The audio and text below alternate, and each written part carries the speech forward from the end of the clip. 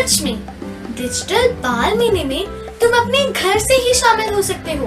बस अपने फोन से ही अपने मनपसंद काम की एंट्री भेजो और कैश प्राइजेस भी मिलेंगे, वो भी घर बैठे।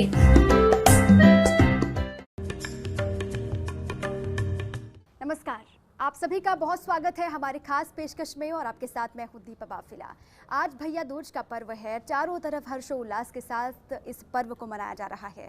भाइयों ने किस तरीके से तैयारी की है अपनी बहनों के लिए, बहनों ने किस तरीके से तैयारी की है भाइयों के लिए, और इस पर्व का खास महत्व क्या है, ये तमाम जानकारी आप तक पहुँचाने के लिए हमारे साथ मौजूद हैं जाने माने ज्योतिषाचार्य पंडित मुकेश शास्त्री जी। गुरु जी, आपका बहुत स्वागत है। जय श्री कृष्णा, जय माता की। तो आज का पर्व कितना महत्वपूर्ण है, क्या इसके बारे में कहा जाता है, क्या कहानी है और किस तरीके से इसकी शुरुआत करनी है, ये तमाम जानकारी गुरुजी से आज जानेंगे। सबसे पहले जानते हैं भैया दूज के पर्व के महत्व के बारे में। गुरुजी, फर्स्ट इंडिया न्यूज़ के सभी महिला दर्शकों को भैया दूज की बहुत बहुत शुभकामनाएं, साथ में चित्रगुप्त जयंती की भी बहुत बहुत शुभकामनाएं। भैया दूज का पर्व और चित्रगुप्त जयंती इस बार सोमवार दिनांक 16 नवंबर 2020 को बड़े ही शुभ मुहूर्त में मनाई जाएगी।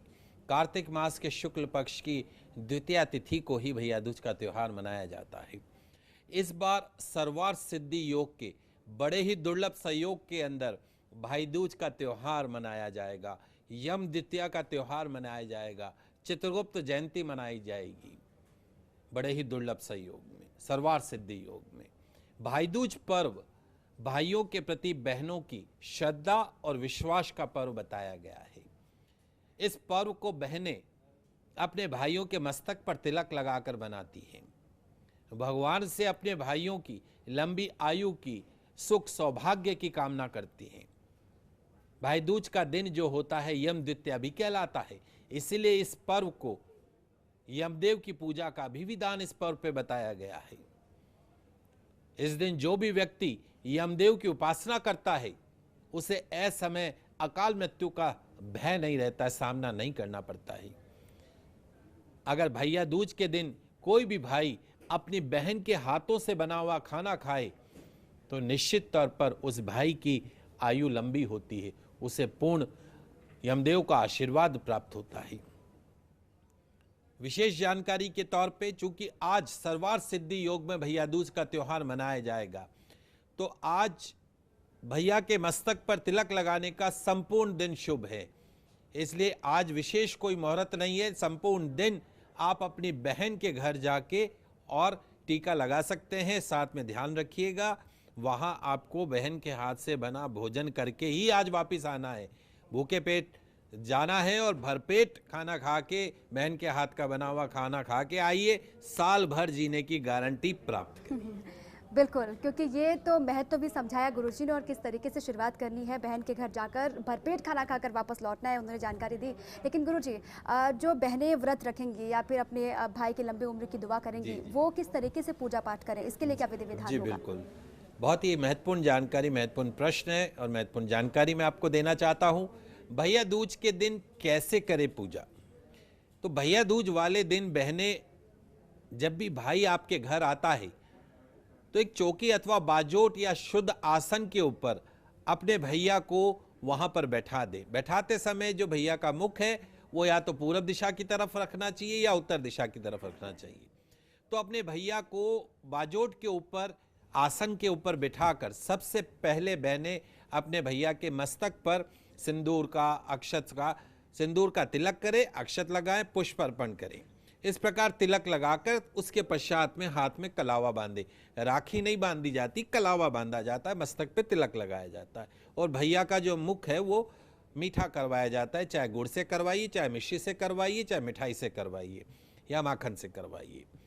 घर पर सभी प्रकार से प्रसन्नचित होकर आपका जो भैया है ये प्रार्थना करते हुए कि वो और उसका पूरा परिवार सभी प्रकार से प्रसन्नचित होकर अपना जीवन व्यतीत करे, उसका कैरियर अच्छा रहे, उसका व्यापार अच्छा चले, उसको पूर्ण आयु प्राप्त हो, ऐसी भाई के लिए प्रार्थना करनी चाहिए और उसकी लंबी उम्र की प्रार्थना करे। इसके पश्चात भाई जो है वो अपनी बहन को जो भी गिफ्ट, उपहार, दक्षिणा इत्यादि देना चाहते हैं वो देना चाहिए।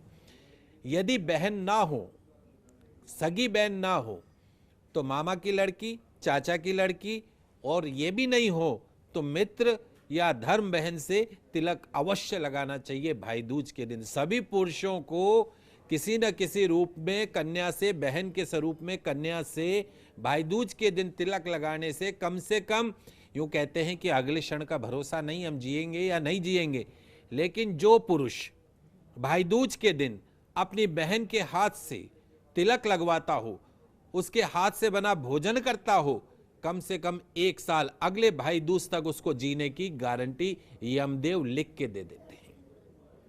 तो इसलिए इस भाई दूज पे अपनी बहन के घर अवश्य जाइएगा, तिलक लगवाइएगा, भोजन करिएगा। शाम के समय बहनें, हर बहन को शाम के समय, संध्या समय में यमराज के निमित्त चौमुखा दीपक, तेल का दीपक, तिल्ली के तेल का दीपक, चौमुखा दीपक, घर के बाहर बत्ती ऐसी जो दक्षिण देखती हुई हो, साउथ देखती हुई हो, ऐसा दीपक रखना है। दीपक रख के प्रार्थना करनी है कि भाई के घर में किसी भी प्रकार का कोई अनिष्ट नहीं हो, विघ्न नहीं आए, बाधा नहीं आए, और वो सुखमय जीवन व्यतीत करे। इस प्रकार भाई जो हैं इन सभी विधि विधान से भैया दूज पे अपने भाई की सुख शांति समृद्धि के लिए पूजा अर्चना कर सकते हैं। बिल्कुल, ये तो पूजा पाठ के विधि विधान के बारे में गुरुजी आपने जानकारी दी, लेकिन आज चित्रगुप्त जयंती भी है गुरुजी, और इसके बारे में क्या महत्व है, क्या कहा जाता है और ये कितना फलदायी साबित होता है?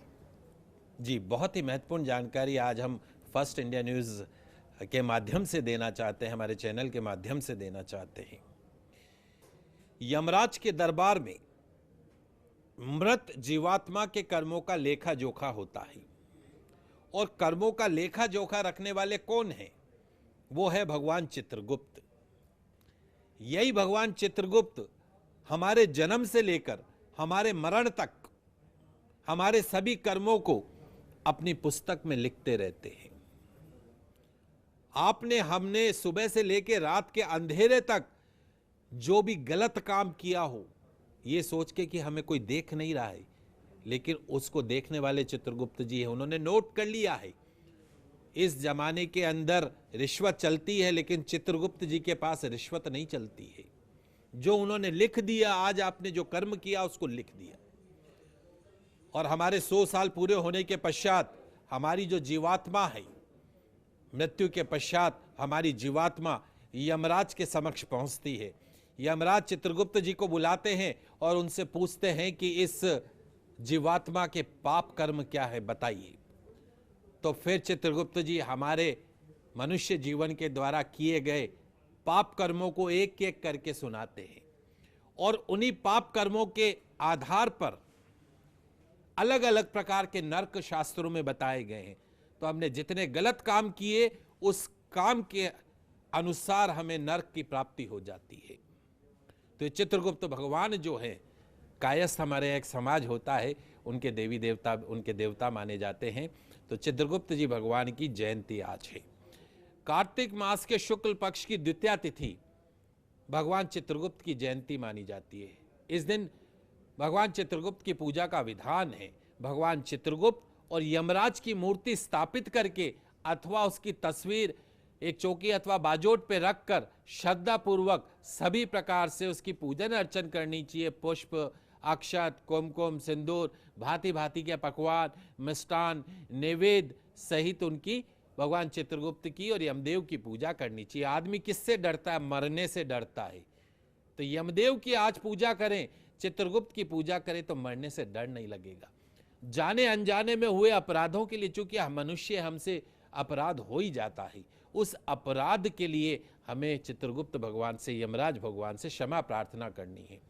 यमराज और चित्रगुप्त की पूजा और उनसे अपने बुरे कर्मों के लिए क्षमा मांगनी चाहिए। निश्चित तौर पर आज के दिन चित्रगुप्त या यम द्वितीया के दिन चित्रगुप्त जी की पूजा करने से नरक का फल नहीं भोगना पड़ता है, और यमराज जो है निश्चित तौर पर जो है स्वर्ग का टिकट काट के बुक कर देते हैं कि भैया इस व्यक्ति ने यम द्वितीया के दिन मेरी पूजा करी, चित्रगुप्त की पूजा करी, इसलिए अब इसको नरक में तो हम नहीं रख सकते, इसके लिए स्वर्ग का टिकट काट के रख देते हैं। तो इतना महत्व बताया गया है यम द्वितीया का, और उसके साथ साथ में जो है यमराज की पूजा का। बिल्कुल, तो शुरुआत से लेकर अभी तक, क्योंकि चित्रगुप्त जयंती कितना महत्वपूर्ण है और इसके दिन किन किन बातों का ख्याल रखना है, ये जानकारी गुरुजी ने आपको दी।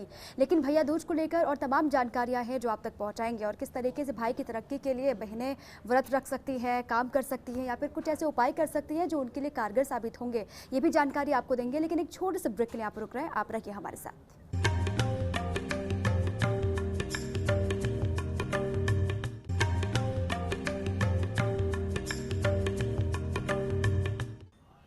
ब्रेक के बाद एक बार फिर से आप सभी का बहुत स्वागत है। लगातार हम चर्चा कर रहे हैं भैया दूज के पर्व को लेकर, किस तरीके से बहनें अपने भाइयों के लिए व्रत रखें, किस तरीके से उनको खास तौर से पूजा पाठ करना है, ये तमाम जानकारी आप तक पहुंचा रहे हैं। हमारे साथ है लगातार जाने माने ज्योतिषाचार्य पंडित मुकेश शास्त्री जी। गुरुजी, अब सीधा सवाल मेरा आपसे ये है कि किस तरीके से पूजा पाठ बहनें करें, किस तरीके से व्रत वो करें जिससे भाइयों की तरक्की हो पाए। जी बिल्कुल, मैं आज आपको भैया दूज के उपलक्ष्य में किए जाने वाले कुछ चमत्कारिक उपाय बताने जा रहा हूँ। निश्चित तौर पे कामयाबी चूमेगी कदम, कैसे समझते जाइएगा। भैया दूज का त्यौहार इस बार, जैसे मैंने कहा, कि बड़ा ही दुर्लभ संयोग के अंदर है। सर्वार सिद्धि योग है, सोमवार का दिन है, भोलेनाथ का दिन है। तो भाई दूज के दिन बहनें भगवान शिव को बिलपत्र अर्पण करें अपने भाई के नाम से। यदि आप भैया दूज के दिन भोलेनाथ को बिलपत्र अर्पण करते हैं तो निश्चित तौर पर आपके भाई के सिर से बुरी बलाओं का, बुरी आत्माओं का साया दूर हो जाता है। वही बहनें भैया दूज के दिन भगवान शिव को जलधारा अर्पण करें, जलाभिषेक करें, तो निश्चित तौर पर इस प्रार्थना के साथ में कि भाई के जीवन में सुख शांति समृद्धि आए, तो निश्चित तौर पे भैया के जीवन में सुख शांति समृद्धि आती और भाई बहन का जो रिलेशन है वो बहुत मजबूत होता है। भैया दूज के दिन सुबह के समय सूर्य देव को जल का अर्घ प्रदान करना चाहिए बहनों को। आज जो उपाय हैं वो सब बहनों के उपाय हैं। देखिए कितना पवित्र रिश्ता बताया गया है।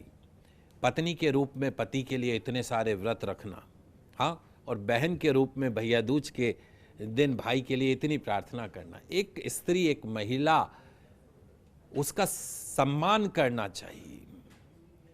जब वो घर में होती है तो बहन के रूप में आपके लिए इतना प्रार्थना करती है, विवाह के पश्चात में पति के लिए इतनी प्रार्थना करती है। इसलिए सभी माताओं और बहनों को बहुत बहुत प्रणाम करता हूं।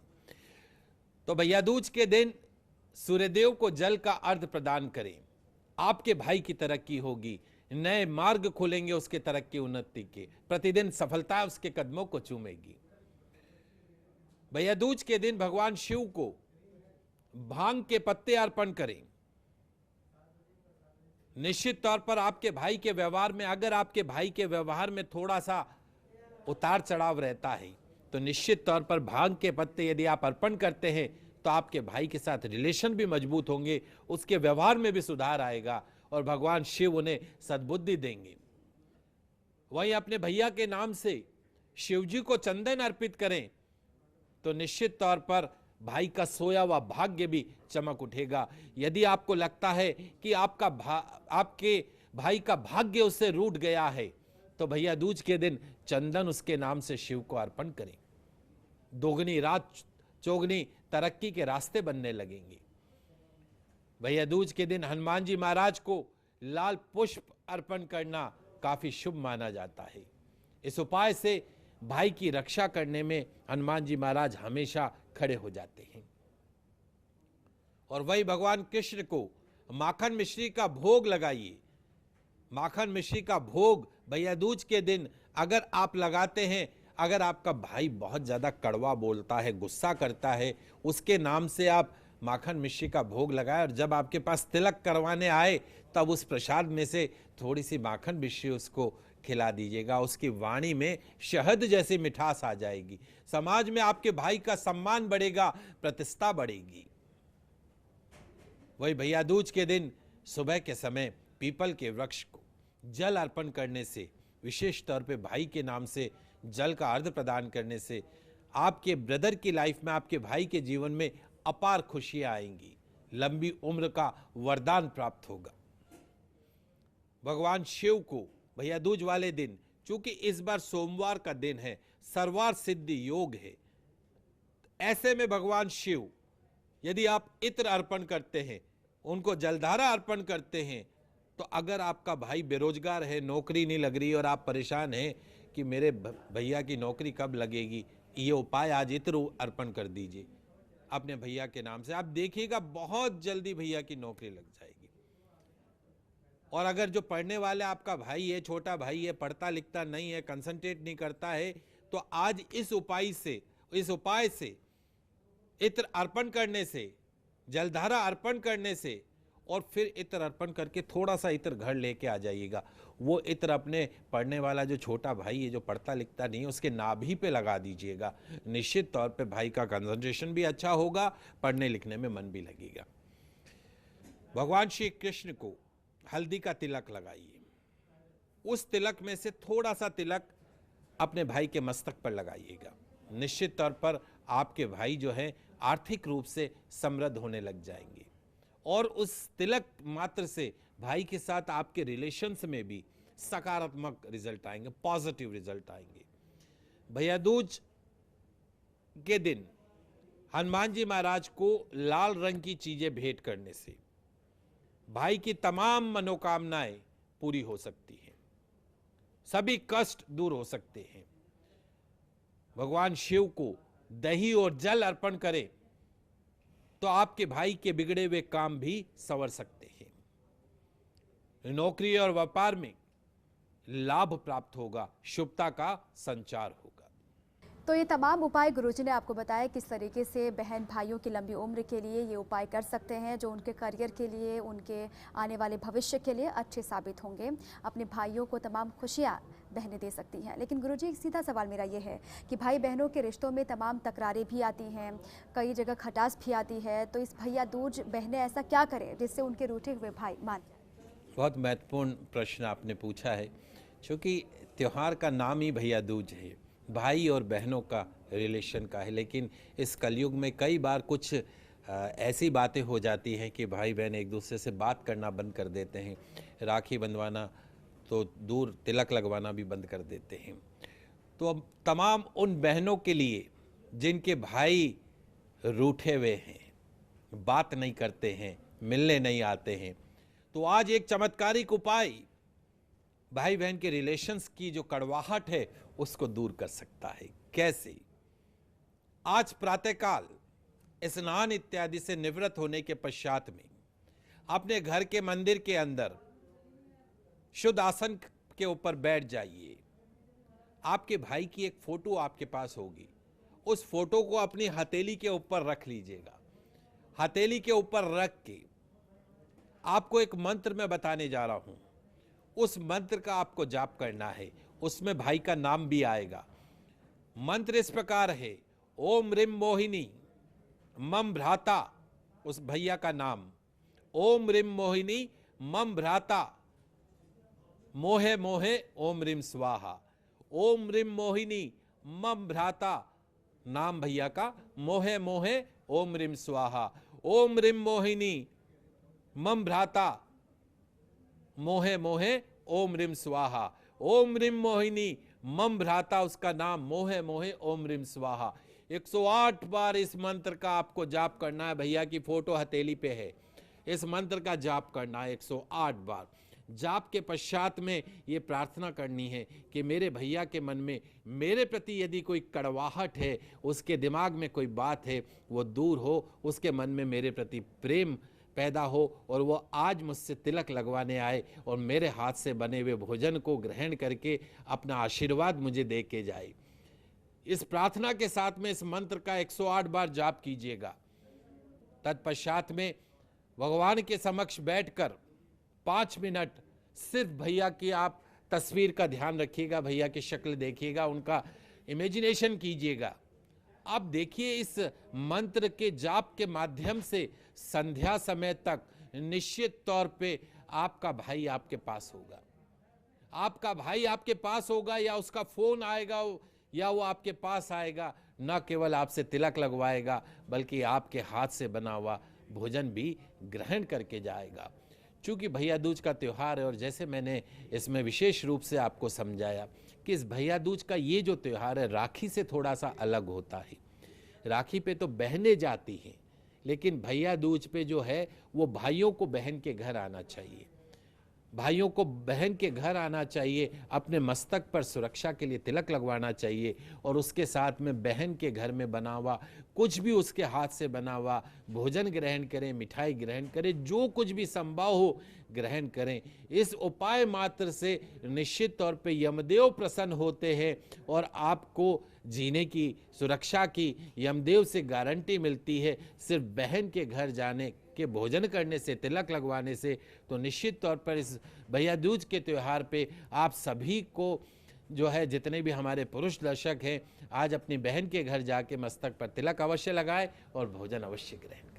बिल्कुल, और लगातार हम भी यही उम्मीद कर रहे हैं, यही आशा हम भी कर रहे हैं कि तमाम गिले शिकवे भूलकर सभी के रिश्ते अच्छे हों और ये जो भैया दूज है वो सभी के लिए शुभ संकेत लेकर आए, शुभ निकले।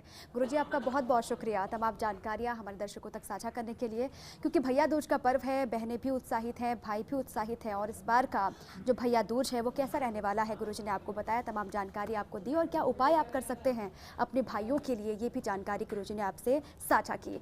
और इसी के साथ ही हमारी खास पेशकश में अभी के लिए बस इतना ही। नमस्कार।